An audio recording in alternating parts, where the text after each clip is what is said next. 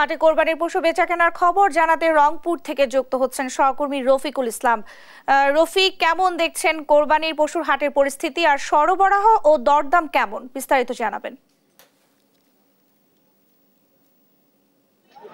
সকাল থেকে আমরা রংপুরের বুড়িরহাট যে গরুর হাট রয়েছে, আমরা সেখানে রয়েছি।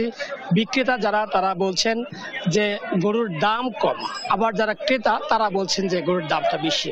আসলে কেন গরুর দাম কম আবার বেশি এ নিয়ে আমরা কথা বলেছি ক্রেতা বিক্রেতার উভয়ের সঙ্গে।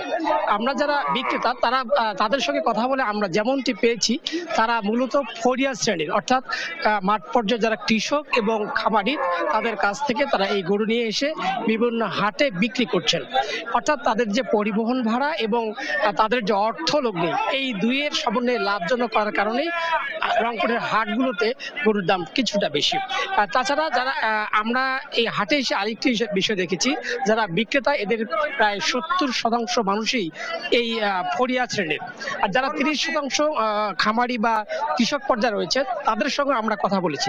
তারা বলেছে যে গোখাদ্যের দাম কিছুটা বেড়ে যাওয়ার কারণে গরুর দামটাও কিছুটা বেড়েছে। তবে গত বছর যে গরু 80,000 টাকায় বিক্রি হয়েছে, এই গরু এবার 1,10,000 বা তার বেশি চাওয়া হচ্ছে এবং 1 লাখের নিচে বিক্রি করা হচ্ছে না।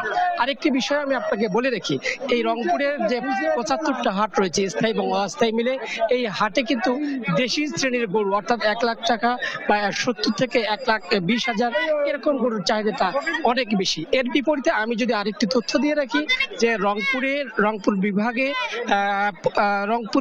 13,21,000 চাহিদার বিপরীতে এখানে প্রস্তুত রয়েছে 21,52,000।